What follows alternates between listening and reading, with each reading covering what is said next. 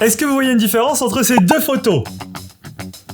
J'arrête de bouger, vous voyez mieux? Eh bien, il y en a une qui a été prise avec un appareil photo professionnel à 4000 € et une autre avec le Pixel 6a de Google, presque 10 fois moins cher. Je ne vous dis pas de quel appareil provient quelle photo, je vous laisse deviner dans les commentaires et je vous donnerai la réponse à la fin. Le challenge de cette vidéo, ça va être de faire un chef-d'œuvre non pas avec ça, mais bien avec ça. Alors quand je dis chef-d'œuvre, je parle d'une photo dont je vais être archi fier, au point de faire des posters énormes que je vais afficher en public. On verra bien ce que les gens penseront.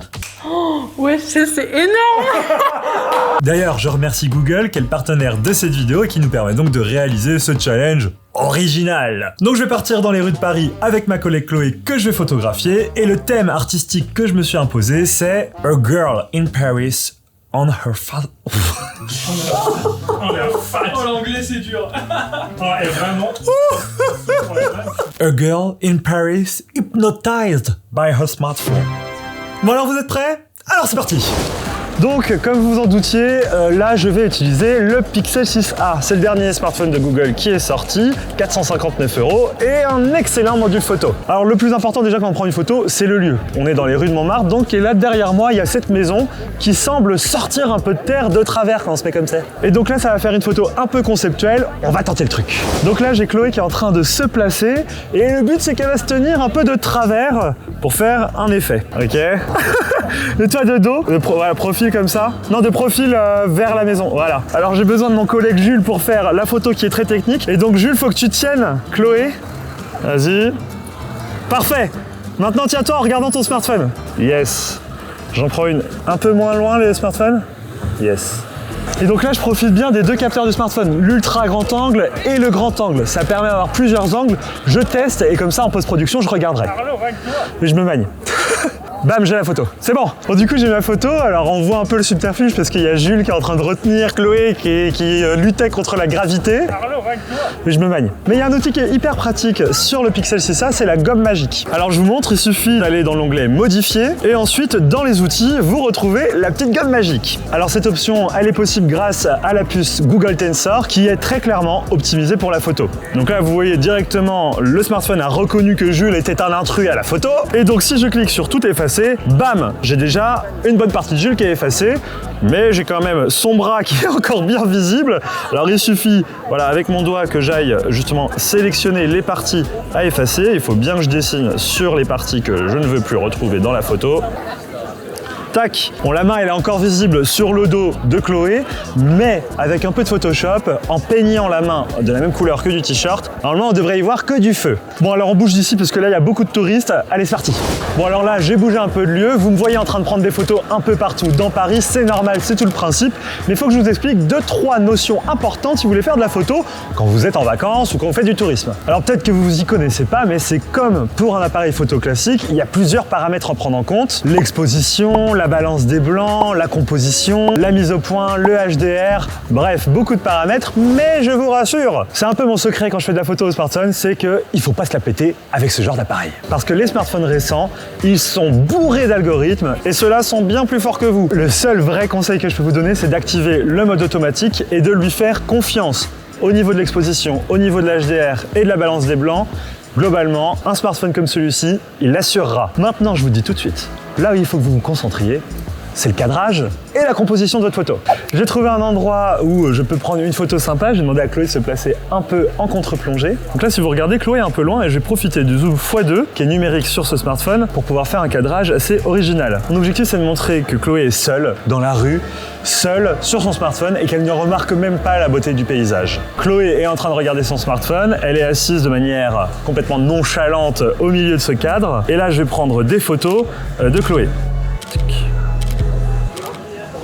Et vous allez peut-être me dire, écoute Arnaud, je suis pas un crack en cadrage, je galère un peu à trouver les bons angles, etc. Eh bien, il y a des petites options simples dans le smartphone pour vous aider à savoir comment cadrer. Il suffit d'aller dans les paramètres, vous avez plus de paramètres avec beaucoup d'options, vous descendez et dans le type de grille, vous activez la grille 3x3. Vous avez déjà sûrement entendu parler de cette grille. Cette grille, elle permet de mettre en avant les points de force d'une photo. Avec ces points de force, ça pourra vous aider à choisir comment placer votre sujet, puisque ça découpe la photo entière et donc forcément, ça peut créer des belles proportions dans votre photo. Alors ça, c'est une aide au cadrage, parce qu'après, quand vous maîtrisez cette règle, eh bien on la transgresse pour pouvoir devenir un vrai artiste photographe. Après, il y a plein d'autres paramètres que vous pourriez régler en prenant votre photo pour ajouter un peu de chaleur, un peu de style. Je vous montre ça. Alors, qui dit photo stylée dit position stylée. Donc j'ai demandé à Chloé de se mettre dans le sens inverse des marches assise. Merci Chloé, c'est pas le plus simple. Donc là, mon objectif, c'est de faire une photo un peu originale avec Chloé qui est dans le sens inverse des marches.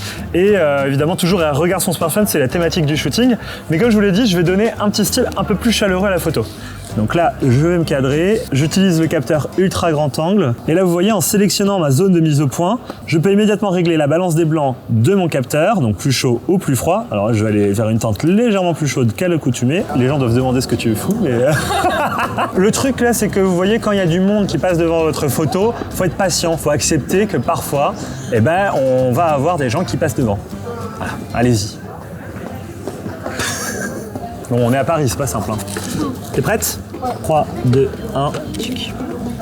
Donc là, ensuite, vous regardez toutes vos photos. Évidemment, on essaye d'en prendre le maximum parce qu'il y aura toujours des gens dans le champ qui passent. Et là, hop, hop, hop, la dernière me semble pas mal. Il n'y a personne autour de Chloé, donc c'est parfait. Et c'est là, on voit bien aussi l'avantage de l'ultra grand angle que j'ai utilisé parce qu'on a vraiment un effet d'une énorme chaussure dans le plan et c'est ça qui donne le côté original de la photo. Voilà, c'est ce genre de choses qu'il faut que vous appreniez quand vous faites de la photo en extérieur, c'est oser changer d'angle. On reste pas à hauteur d'homme comme ça. On se met un peu accroupi, on se met sur le côté. On essaie vraiment d'aller challenger notre instinct naturel de prendre des photos comme ça. Allez, on passe dans le studio et on va faire un peu de retouche. C'est parti. Alors ce qui est cool quand on a fait une belle séance photo, c'est qu'on peut ensuite regarder un peu nos résultats. Et j'en ai pris beaucoup. Je sais pas si vous vous souvenez de cette photo, j'avais enlevé Jules pour pas qu'on puisse voir le trucage de comment Chloé fait pour tenir dans cette position. Du coup, dans la retouche, il y avait une option que j'ai pas traitée tout à l'heure qui était plutôt intéressante. Avec la gomme magique, il y a l'option camouflage. En fait, cette option, elle va permettre de camoufler des zones qui ne sont pas identiques dans la même texture. Par exemple, ici, j'ai de l'herbe, il y a des trous avec des morceaux de terre, et bien je vais pouvoir repeindre ces parcelles de terre pour pouvoir la remplacer par de l'herbe et que ça reste bien discret. Alors moi j'aimerais bien avoir une herbe totalement parfaite, un peu en mode fond d'écran d'ordinateur, donc hop, je vais bien camoufler toutes les parties où la terre se voit. J'enregistre la copie de la photo et je vais passer à une application de retouche un peu plus puissante, Snapseed, Prisma, etc. Il y a des outils qui sont hyper intéressants aussi sur Lightroom mobile, l'outil texture et clarté, donc par exemple la texture ça va apporter un petit peu plus d'effet netteté à votre photo, surtout dans les détails fins, donc les brins d'herbe, les pantalons, la texture du jean, etc.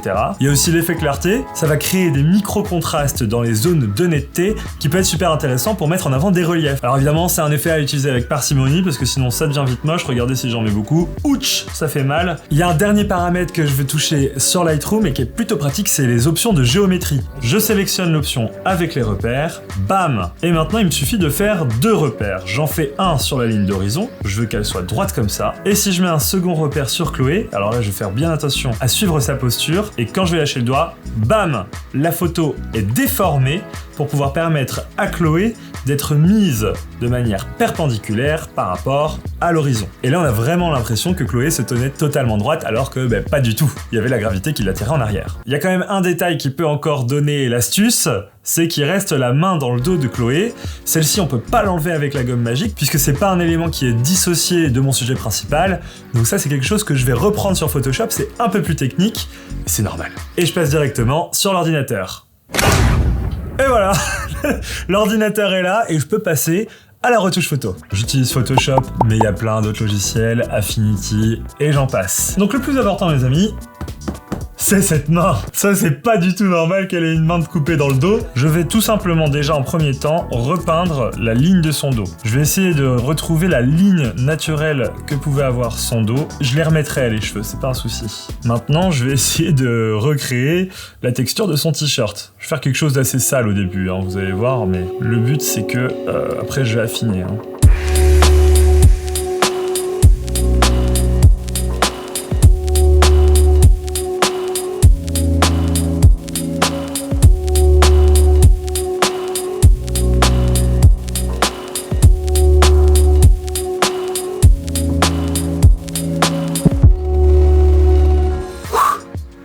Je pense avoir retiré la main du t-shirt de Chloé et que ça passe crédible. Avant, Après, franchement, je pense que quand on voit la photo en général, bah y a pas à dire, on capte rien. Par contre, il y a quelque chose sur lequel j'aimerais m'amuser, juste pour donner un peu plus de style à la photo, c'est le ciel, puisque bah déjà il est penché, donc ça se voit un petit peu avec l'orientation des nuages. Donc remplacement du ciel, et j'en ai trouvé un qui est sympa.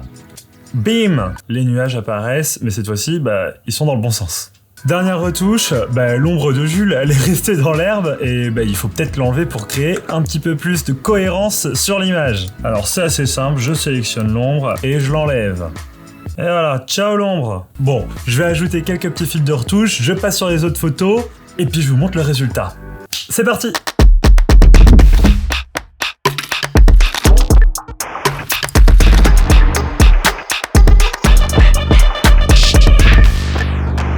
Donc voilà, je vous laisse un peu de temps pour admirer mes entre guillemets chefs-d'œuvre que j'ai fait avec le Pixel 6a.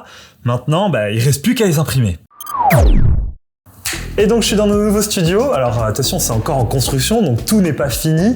Mes collègues viennent d'afficher les cadres, donc je vais découvrir tout de suite ce que ça donne. Waouh, waouh, waouh, waouh! Oh, ah, je suis trop content. Ah, ça rend trop bien, les impressions et tout. Putain, le niveau de détail là sur Chloé et tout, ça rend trop bien.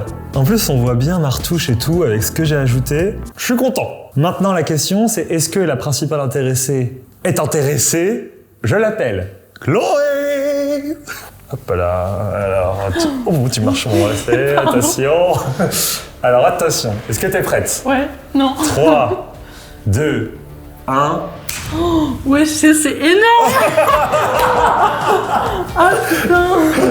Ah, c'est trop bien. Alors, en vrai, ah, c'est un peu... C'est énorme, je me disais pas qu'elle allait être aussi grosse. Genre. C'est un peu centré sur toi. Ouais, un peu, c'est vrai que c'est vraiment là, genre. C'est la nouvelle déco des bureaux. Ah, c'est trop stylé.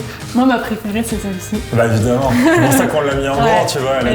En fait, elle a du style, et limite, quand tu la vois, t'as l'impression qu'elle a pas été conçue comme ça, enfin, c'est une retouche.